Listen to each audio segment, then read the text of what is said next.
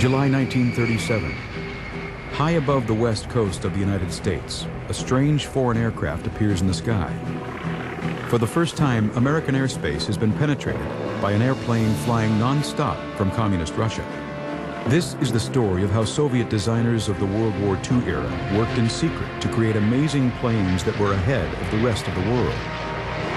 Flying submarines, flying tanks, ramjet fighters, and invisible aircraft. And how they worked as slaves in prison camps, facing daily torture at the hands of the psychotic mass murderer who ruled Soviet Russia, Joseph Stalin. Under the threat of death, and in spite of overwhelming fear, Soviet designers beat the odds, turning out ingenious revolutionary planes that would change aviation history.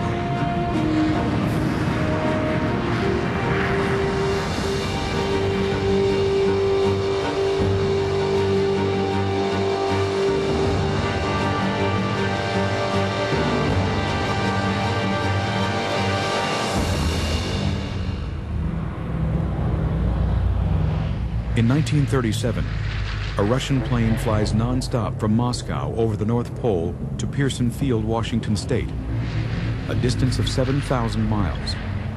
The pilot is Valery Chkalov. His flight shocks America. No one had any warning that the aircraft was even heading toward the coast. The flight caps years of top-secret aviation design, led by ruthless dictator Joseph Stalin. In the 1930s, Stalin felt that the Russian motherland was surrounded by capitalist enemies. His solution was to build up Russia's military and industrial power. In particular, he was interested in new technologies such as aviation. Stalin spent a lot of the national treasury to expand his aviation sector, building aircraft, setting up design bureaus, and also experimenting with new and radical designs. And during this era, he built a number of large aircraft, bombers in particular, which gave the Soviet Union the potential of having a striking power in terms of aviation. Chkalov becomes an overnight sensation in the U.S. He meets Shirley Temple and General George C. Marshall, who will lead America's forces in the coming World War. But behind closed doors, it's a different story. An angry President Roosevelt will ask Marshall how the Soviets have developed a plane capable of striking at American cities. The surprise flight would have far-reaching consequences for U.S. aviation. The Soviet flight was to change United States military history. Congress was on the point of cancelling the B-17 Flying Fortress, the early prototypes of which had crashed. But when they saw what the Russians could do in terms of long-range bombers, they realized America had to have its own B-17. The amazing Russian aircraft that has flown to America is called the Ant-25. It has a wingspan of over 110 feet, wider than the U-2 skyplane of the Cold War era. And it is capable of staying in the air for an incredible 2.5 days at a time. Its secret is the long wings, which give it maximum fuel efficiency, also contain the fuel tanks themselves. The fuel makes up 1/3 of the aircraft's total takeoff weight. The designer of this revolutionary aircraft is Andrei Tupolev. Andrei Tupolev was an interesting man. In the course of the 1920s, he emerges as the Soviet Union's premier aircraft designer. Yet Tupolev began his career with a very different sort of vehicle. He invented the world's first aerosled, an incredibly practical device for the Russian climate. In future years, he would use aerosleds to test aircraft engines. Under Tupolev's leadership, a band of brilliant new Russian aircraft designers began to emerge. At first, Stalin was happy to use their work as propaganda for the new Soviet state. They developed the world's most advanced aircraft technology in the late 1920s and early 1930s. Their first successful aircraft was the world's first flying wing. The Bich-3 was a revolutionary tailless aircraft with a huge parabola wing configuration. It first flew in 1926 and would inspire a generation of designers. One of these was Alexander Moskalev. In 1933, the year Hitler comes to power, Moskalev made a breakthrough that was a generation ahead of the rest of the world. He draws up plans for a delta-winged supersonic fighter called the SAM-4 Sigma. Alexander Moskalev is a lesser-known Soviet aircraft designer in the 1930s. One of the things he stumbled across, and he used for rather practical reasons, was the delta wing design, which was a radical innovation for the 1930s. Moskalev wasn't afraid to be completely radical in his design approach. And he had an idea that if you could do away with the regular tailplane, that's the horizontal stabilizer in the United States, you would have a better aeroplane because it would weigh less, it would have less drag. A prototype of the Sigma flew in 1936 with a propeller engine. But Moskalev isn't finished. He begins to develop a rocket motor for a supersonic version. In effect, Moskalev envisions the first aircraft in the world to break the sound barrier. It is a quest that would obsess the young designer through World War II.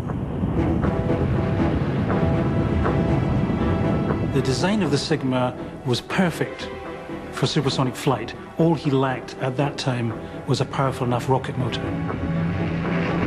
The huge strides the Russians make in aviation technology come as a shock in the West when they are revealed in combat for the first time during the Spanish Civil War in 1936. Stalin rushes hundreds of the latest Soviet fighter planes to aid the embattled left-wing government against a fascist rising led by General Franco. It is called the I-16, nicknamed the Rat. The new plane looks utterly different from contemporary fighters, which have not changed design since the First World War. It is a monoplane rather than a biplane. It is built for speed and flies 70 miles per hour faster than any other fighter. The I-16, which first flew in 1934, was the first in the world of the new species of monoplane fighter, streamlined with retractable landing gear and guns in the wings. Everywhere you looked, it was new. But now, something happens that destroys Russia's lead in aviation. Beginning in 1937, Stalin presided over a series of show trials in which prominent figures in Soviet life, civil and military, were accused of some outrageous acts of sabotage and treason. Two Soviet Air Force commanders, for example, were arrested and executed in the late 30s. And Andrei Tupolev, the great Soviet designer, was also arrested and sent to prison. Tupolev and his associates are carted off to the infamous Lubyanka prison in Moscow, where they are tortured and forced to sign false confessions. The stock charge was that they had betrayed their trust by selling secret aeroplane designs to somewhere in America or Britain. It was nonsense, but the attitude of Stalin and his henchmen was people work better if they are really scared. One trumped-up charge against Tupolev is that his famous Ant-25 flight to America was a cover to smuggle blueprints of the latest Soviet aircraft out of Russia to sell to Nazi Germany. Stalin was always suspicious of intellectuals, and in particular he thought that scientists were lazy, undisciplined people. He thought they worked best under fear. So he put them all in prison. He actually created prison camps where the aircraft engineers could go on designing their aircraft, but be under the watchful eye of the Soviet Secret Service. One of Alexander Solzhenitsyn's most famous novels is called The First Circle, in which he uses imaginative literature to capture one of the most unusual aspects of the Stalinist purges, the police special prison workshops. And these were set up in the 1930s, in which scientists and aircraft designers were technically under arrest, but set up in these special workshops under guard, where they worked on high priority projects for the Soviet Union. They work because their families will be arrested and shot if they do not obey. Guards constantly follow the engineers around the workshops. It was like living in the Bastille. You had good food, you even had waitresses, you had cigarettes, you had certain amenities, you slept in clean beds, but you never knew when, if ever, you would get out. You just didn't know what ultimately your fate would be. Yet neither Stalin nor his designers had any inkling how crucially their work would affect their country and world history. On June 22, 1941, over 3 million German troops and 3,300 tanks smashed through the Russian border. This is Operation Barbarossa, Adolf Hitler's attempt to annihilate communist Russia.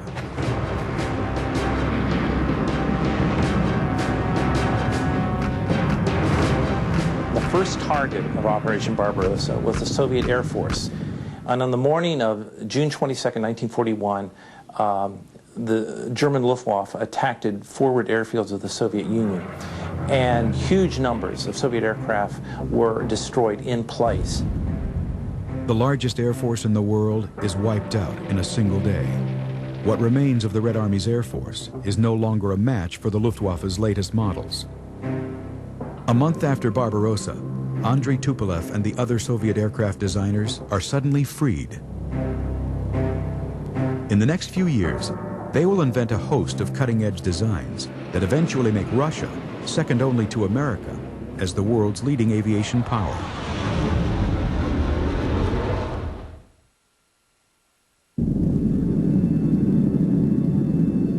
In the summer of 1941, the Nazi Luftwaffe owns the skies above Soviet Russia.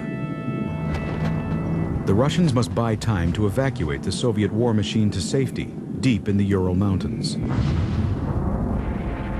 The Soviets need a fast, simple fighter plane that can be built easily in huge numbers. In July 1941, barely a month after the Nazi invasion, the Soviet Aircraft Ministry issues a requirement for such a plane. A prototype must be ready in only 35 days.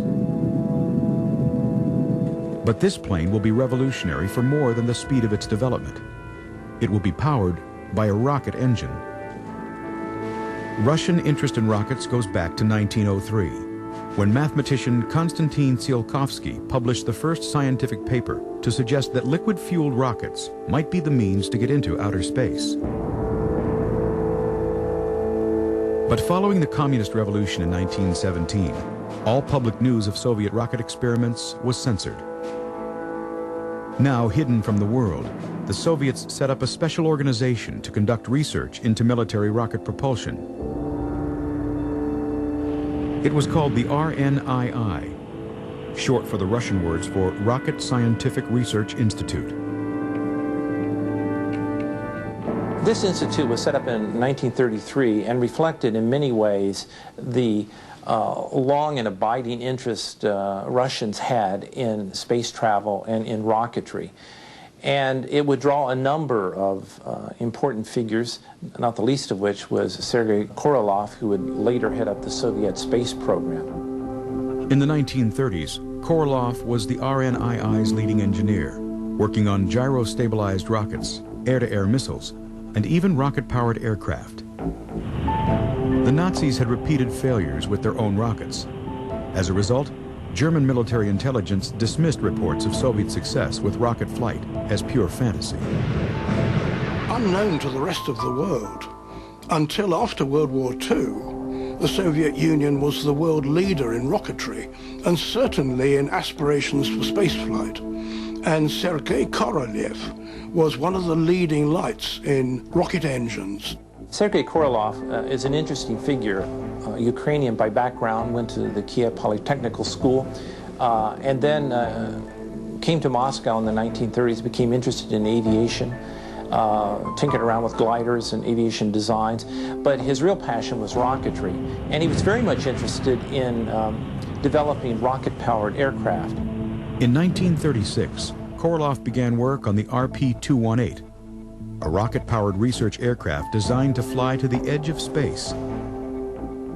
The crew would be encased in a specially sealed and pressurized cockpit, and the plane would be launched from the underside of a bomber.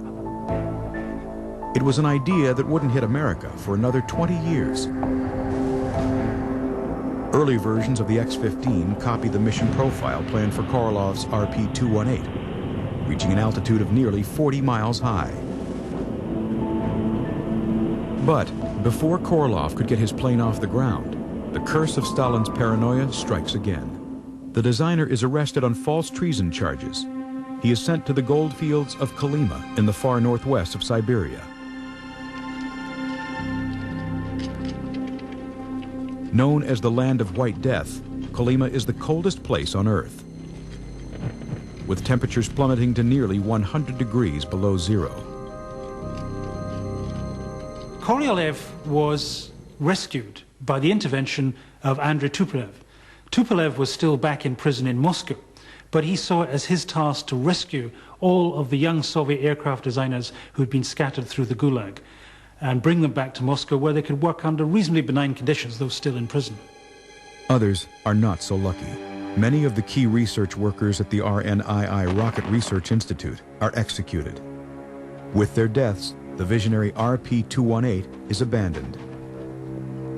But then in 1941, with the Nazi invasion, Russia turns back to rocket power. She needs a fast rocket-powered fighter aircraft to combat the marauding Luftwaffe. The trouble with a rocket is it gets through its fuel very quickly, so you're not going to stay up there very long. But it does open the way to unbeatable performance, which is just what you want if the enemy bombers are coming over at high altitude and you want to go and take off quickly, climb up and shoot some of them down. A lot of Russian designers took this idea on board. The new plane is called the BI. Its nickname is the Devil's Broomstick. The BI is powered by a rocket motor generating 2,500 pounds of thrust, more powerful than the first generation of jet engines. It is armed with two 20mm cannons on the nose and reaches speeds of nearly 600 miles per hour. It is the fastest aircraft on Earth. Working round the clock, the design team has the first prototype ready by late 1941, only a few months after the Nazi invasion. The BI is being developed at a plant near Moscow, but the advancing German troops are headed toward the Soviet capital. Work on the BI is halted in a desperate bid to move the aircraft and its workforce to the safety of Sverdlovsk, 850 miles east of Moscow.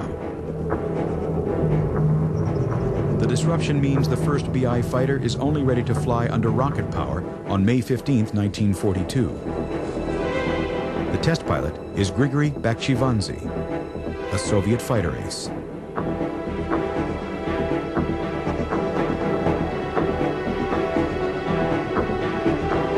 The Devil's Broomstick shoots upward at 500 miles per hour. The world's first rocket-propelled combat plane has flown. The B-1 rocket plane was debuted in 1942. It was a rocket-powered aircraft, plywood construction. It was designed to be an interceptor, to intercept German bombers. And a number of these were built and flown. Stalin immediately orders the BI into production. Meanwhile, in Germany, work has also begun on a rocket-powered fighter, the Messerschmitt Me-163 Comet. But the operational version of the Comet will not fly till 1943, nearly 18 months after the Soviet rocket plane. But the new rocket technology proves difficult to perfect, while the years of delay in which Stalin butchered the cream of Russia's rocket engineers has not helped. One problem is that a rocket motor uses up fuel at a great rate. In a bid to solve this problem, designers mount ramjet engines to the wingtips of the BI. These can be used in ordinary flight, with the rocket motor switched on to climb to altitude, or in the attack mode. Then another problem emerges. On March 27, 1943, Grigory Bakhchivandzhi takes off on a routine test flight. It will be his last. By 1943, 7 BI-1 prototypes had been built. They had flown extremely well at remarkable speeds, and not least was their ability to climb roughly twice as fast as any other fighter in the world. Unfortunately, later in 1943, their test pilot, Bakhchivanji, was making a very fast low-level pass. It went into a dive at something like 500 miles an hour, and it set up a longitudinal oscillation, climbing and diving. The pilot had no chance whatsoever. The Russians had stumbled into one of the major problems of supersonic or near-supersonic flight. As an aircraft approaches the sound barrier, a wall of heavy air builds up in front of the wing, and that can cause control problems and force the aircraft into a dive. Unable to solve the problems, work on the BI is stopped. The 50 BI fighters under construction are scrapped. The Devil's Broomstick is consigned to history's dustbin. But Soviet engineers remain fascinated with rocket power. Rocket boosters are fitted to most standard Red Air Force fighters to add speed. And in 1943, Russia's top rocket expert, Sergei Korolev, develops a new liquid-fueled rocket motor. It is tested on a special version of the PE-2 bomber. These breakthroughs in rocket technology enable Alexander Moskalev to resume his quest for a supersonic delta-winged fighter. Russian designers were given a pretty free hand sometimes.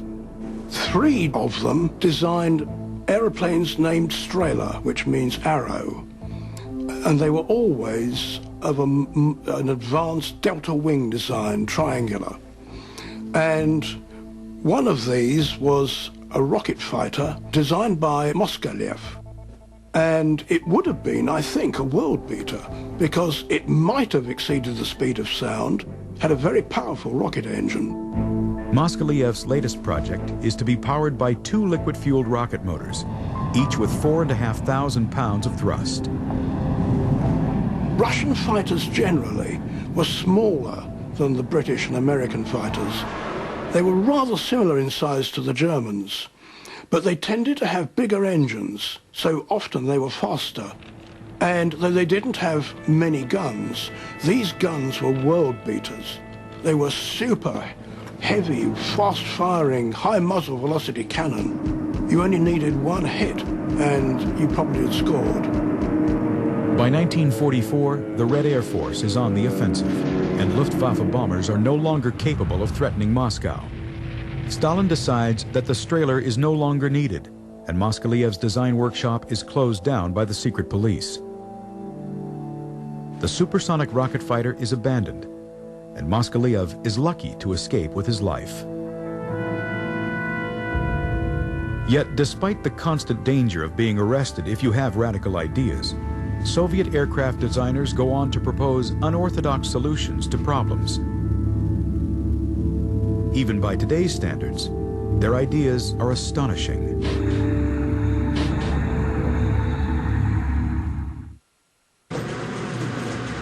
On the eve of World War II, Russian collective farm workers turn their eyes skyward. They think they can hear the sound of an approaching aircraft, but they can see nothing. Flying overhead is the world's first attempt at a stealthy aircraft. Well, the Soviet aircraft designers are always interested in imaginative, forward-looking, futuristic types of airplanes. In fact, in the 1930s, curiously, they even had some experiments on building an invisible airplane. These are the days before radar, but the aircraft of the day are still visible targets. They fly slow enough to be spotted easily through binoculars, and they fly too low to escape the deadly attention of anti-aircraft artillery. One Soviet designer has an answer. He strips the Soviet Air Force plane of its outer covering of wood and replaces it with clear plastic. It was a 4-seat, single-engined, high-wing monoplane, a very ordinary aeroplane. He stripped out as much as he could of all the existing structure, and he covered it with a transparent fabric which he got from France called rhodoid, which was very much like cellophane. The aircraft is now largely transparent to the human eye. Of course, the engine and crew can still be seen. But at altitude, they're too small to pick out. There is only one problem. The problem was that the plastic he was using reacted to sunlight. And after a few weeks, the transparency was lost and you could see the plane again. A true stealthy aircraft will have to wait another 50 years. Another problem Soviet aircraft engineers are grappling with is airborne warfare. The Red Army is the first to create a large parachute force, but paratroopers are lightly armed and defenseless against enemy tanks. There are early attempts to carry light tanks and artillery into battle, slung under heavy bombers, but the aircraft cannot transport heavy weapons. Another brilliant Soviet engineer has a radical solution to this problem. He is Oleg Antonov. Oleg Antonov emerged as one of the Soviet Union's most prominent aircraft designers in the 20th century. As a young man, he was interested in gliders. Later on, he presided over the design of a whole series of Soviet aircraft transports, heavy lift aircraft. Perhaps his most unusual project was a so-called flying tank, where they attached wings to literally a tank and used it as a flying machine. This strange aircraft is called the KT, which stands for Tank's Wings in Russian. A T-60 tank provides the fuselage of the unit, with the tank's tracks being the landing gear. A biplane wing made of wood and fabric is attached, together with a pair of tail booms for stability. The unit is towed to its target by a heavy bomber. Towing speed is 100 miles per hour. Over the target, the flying tank is released and glides to a landing near the battlefield. The wings are dropped as soon as the tank lands. The tank can then move instantly into combat. Only one KT was ever built, and this was tested in early 1942. And the pilot was one of the most varied and experienced pilots there's ever been, Sergei Anokhin. And they waved away the tug. Off went the combination, and Anokhin broke the tow rope at about 6,000 feet, and he managed to steer this contraption back to the airfield. And we are told he made a rather rough landing. Well, if the idea is, if it's a landing you can walk away from, it's a landing. It would be the only flight of the flying tank. The problem was not the concept of a flying tank that you could tow. The problem was there were not powerful enough engines for the towing aircraft to really fly the tank any great distance. Russia's tanks will have to drive to Berlin under their own steam. But along with flying tanks, Soviet thinking about the use of aircraft for naval warfare would lead to another idea that is truly breathtaking. Early submarines were very slow. They were also vulnerable to attack while traveling on the surface to recharge their electric batteries. On the other hand, aircraft could fly fast and high, but they did not have a submarine's invisibility when submerged. The junior naval officers in the Soviet Union were very resourceful. And in the early 30s, they came up with the idea, why not combine the strengths of a submarine with the strengths of an aircraft? In July 1936, the Soviet military's main scientific research committee approves a detailed design study for a flying submarine. It is known as the LPL, after the Russian letters for Flying Submarine Aircraft. For flight, the LPL is powered by 3 conventional piston engines. It carries a crew of 3 and flies at 150 miles per hour with a range of 500 miles. When the aircraft lands on water, panels close to seal the flight engines. The aircraft is painted with corrosion-resistant materials, and it is armed with 2 18-inch torpedoes carried under the fuselage. When submerged, the machine has a speed of 3 knots. The idea was that the flying submarine would be able to penetrate a heavily defended harbor by flying over the mines and the submarine nets, then submerge and attack the battleships and aircraft carriers that thought they were in safety inside the harbor. But the technical challenges prove too much for the Russians, and the flying sub is never completed. The idea of a flying submarine sounds far-fetched, but in fact, during the Cold War in the 1950s, the United States Navy commissioned its own design study for a flying submarine. The Convair Division of General Dynamics Corp in San Diego was asked to draw up plans for just such an aircraft, this time powered by a jet engine. The craft would be submerged by flooding the wings, tail, and hull compartments.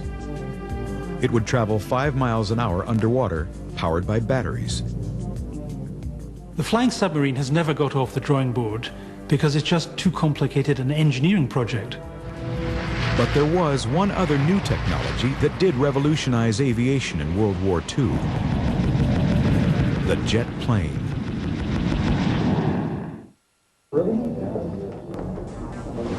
In the 1930s, Soviet aircraft designers realized that to attain greater speeds, they will need to develop new kinds of engines. The limiting speed for any aircraft using a propeller is about 500 miles per hour. Soon, the Soviets lead the world in the development of the ramjet. Various designers had ideas for rockets and for weird things called ramjets. They're really just tubes, but with a careful profile. Big inlet, then it narrows to a high velocity section in the middle where you inject fuel, which burns, and expands through an enlarged tailpipe to give thrust. The basic idea couldn't be simpler. It's as simple as a rocket engine. A ramjet uses the forward speed of an aircraft in flight to squeeze air into a nozzle. This compressed air is rich in explosive oxygen. There was quite a bit to be said for putting ramjets under the wings or in the tail of a fighter to boost the speed. Hardly anybody ever did it except the Russians, and they did it in a big way. Early ramjets are tried out on the I-16 fighter. These experiments prove successful. Stalin orders a new ramjet fighter. Work begins in 1940. The result is one of the most advanced and beautiful aircraft designs of the Second World War, the Barakov-D fighter. The Barakov-D was a 1941 aircraft design. It was a twin-boom aircraft with a 2,000 horsepower pusher engine, a piston-powered engine, supplemented with ramjets and armed with 20 and 37 millimeter cannon. The plane includes a host of revolutionary features. As well as ramjets fitted in the twin tail booms, it has swept wings and is even equipped with an ejector seat. Had the Barakov-D been ready in 1941, its speed and firepower could have destroyed the lumbering Luftwaffe bombers and easily evaded German fighters. But the aircraft will never take to the air. The German attack on the Soviet Union comes before it is ready. Soviet designers discover that ramjets have a drawback. They eat fuel. The search is on for a better solution to the speed question. The answer is the pure jet engine. The Soviets begin building jet engines as early as 1938, years before America will start its own jet program. The father of the Soviet jet engine is Arkhip Lyulka.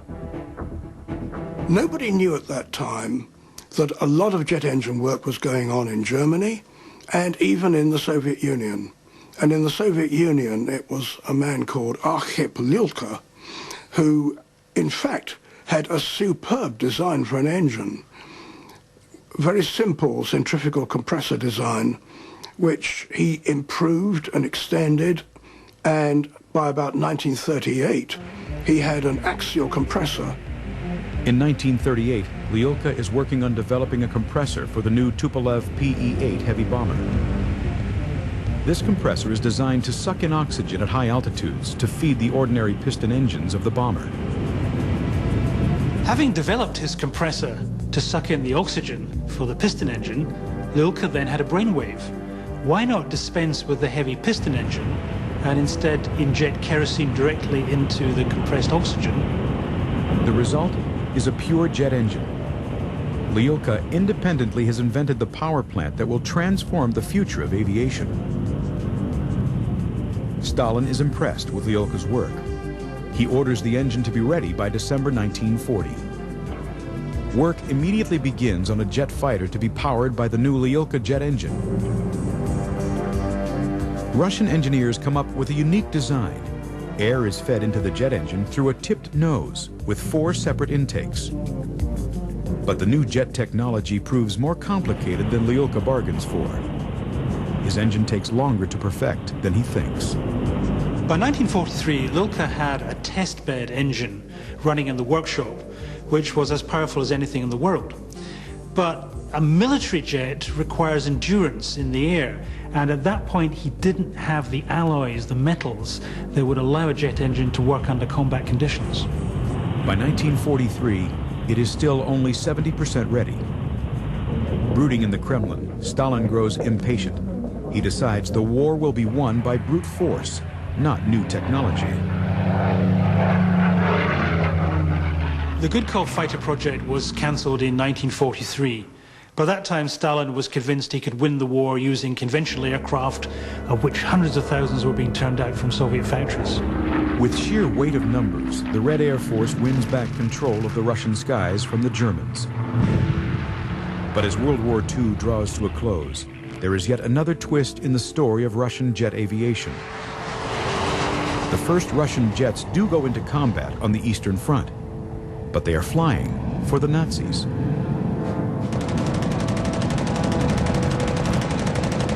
The first Russians to fly jets in combat were flying on the Nazi side.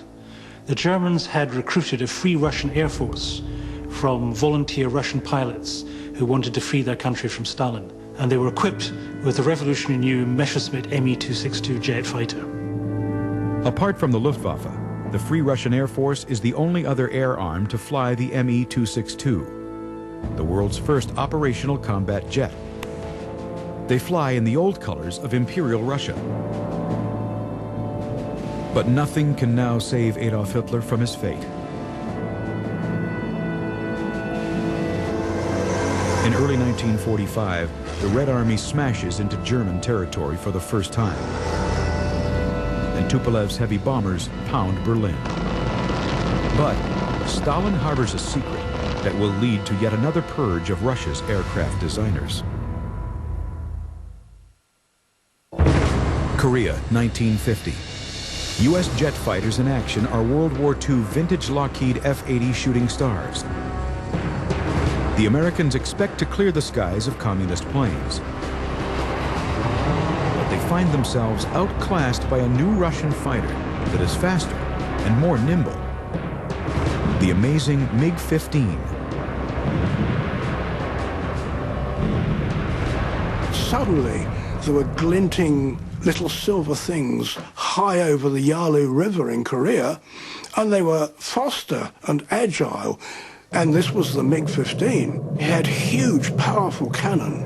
One hit from those, you were a goner. Rumors abound that the MiG is a copy of a Nazi jet design, the Focke-Wulf TA-183. The two planes look remarkably similar. Western experts simply didn't believe that Russian aircraft designers were good enough to design a jet fighter, so they automatically assumed that it must have come from the German designers captured by the Russians at the end of the war. But now the truth can be revealed. The MiG-15 was not a copy of the TA-183. Its designer, Hans Mühlthorpe, had actually been captured by the British and brought secretly to England.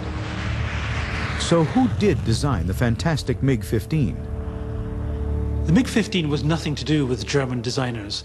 It was the work of two brilliant young Soviet designers, Artem Mikoyan and Mikhail Gurevich, who were willing to court the wrath of Stalin to push the boundaries out on new ideas. In December 1939, Mikoyan and Gurevich formed their own company. It is called MiG after their initials. Their first plane is the amazing MiG-1, a high-altitude interceptor. But this is soon followed by a far more radical design. Late in the war, they build an advanced version of the German Comet rocket fighter using captured Nazi plans. And then, as the war draws to a close, they build a very strange aircraft. Until now, their most secret, the MiG-8. One of the weirdos of World War II was the MiG-8, named the Utka, which means duck. And it was a light aeroplane. The MiG test pilots enjoyed it, despite its funny shape. If they had to go to a Red Air Force unit, they would take one of the Utkas. The MiG-8 was designed as a simple training aircraft, but that was just a deception to fool Stalin. If you look at the design, it's got swept-back wings, and that's exactly what you need for supersonic flight. In other words, this was a supersonic test bed. Using what they have learned from the MiG-8, the MiG-15 flies in December 1947, barely 2 years after the end of the Second World War. I knew the Spitfire very well. And in 1947-48, I sat in a Russian fighter cockpit, and I thought, gosh, it's like a Rolls-Royce. It was exactly the opposite of what I expected. It was beautifully made and very lavishly equipped, so we had it all wrong.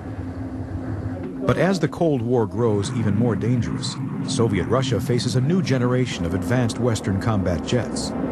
An aging Stalin is convinced his own aircraft designers are betraying him. The purges and executions start again. Once more, designers like Andrei Tupolev fear the midnight knock on the door from the secret police.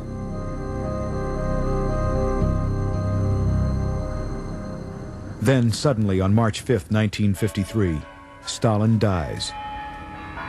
And at last, Russia's aircraft designers, caught for decades in a web of torture and intimidation, are finally free to do their best work.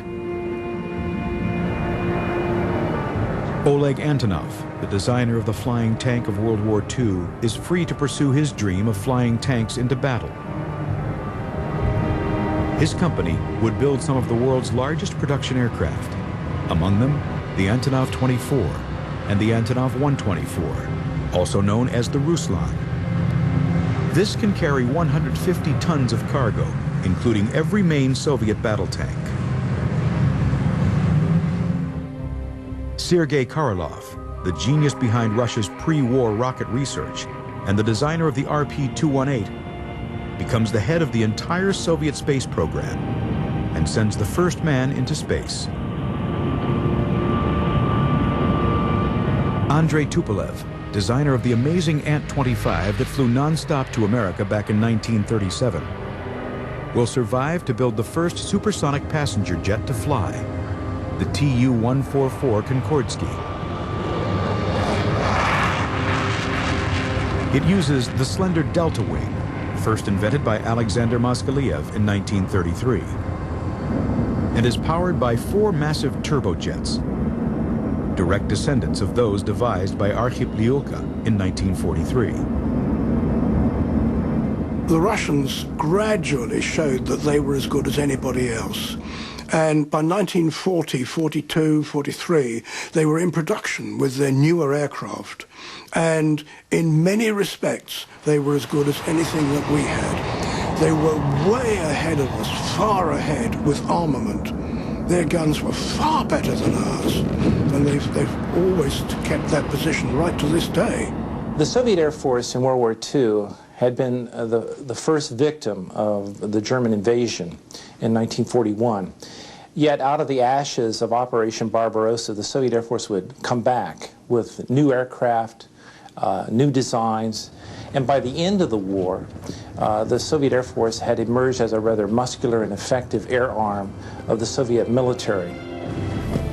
So why did Stalin show this consuming hatred and fear of his aircraft designers? The truth turns out to be very simple.